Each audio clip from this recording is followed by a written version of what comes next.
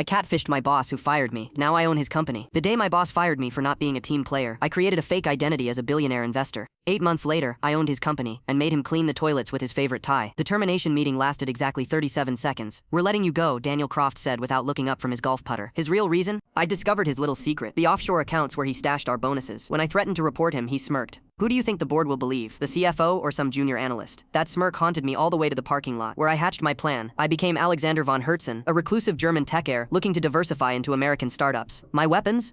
A $20 Fiverr voice actor to record a voicemail greeting in accent, a photoshopped picture with Elon Musk blurred just enough, and a Squarespace website that screamed old money. When Daniel's LinkedIn notification popped up saying he'd accepted my connection request, I nearly spat out my ramen. Phase 1 was textbook catfishing. I accidentally sent him a bank statement showing a 185 mem balance, thank you Photoshop, and a real Bank of Luxembourg template. When his response came 90 seconds later, I could practically smell his desperation through the screen. Our first Zoom call was Oscar-worthy, me in a $30 rented blazer against a fake Dubai skyline backdrop, him sweating through his Brooks Brothers shirt as I name-dropped connections he'd kill for. The turning point came when I demanded audited financials. The moment those documents hit my inbox, I forwarded them to every board member with the subject line, "Why is your CEO moving company funds to the Caymans?" The SEC filing came 3 days later. Nexivision's stock plummeted 62% in a week. That's when Alexander made his move. Through a shell company, I offered to buy the sinking ship for less than the office furniture was worth. The desperate board didn't even Google me. The look on Daniel's face when I walked into headquarters on closing day, wearing the same H&M tie he'd mocked at the Christmas party, was better than any revenge fantasy. I made him personally pack up his office while HR explained his new role as facilities assistant. The final twist,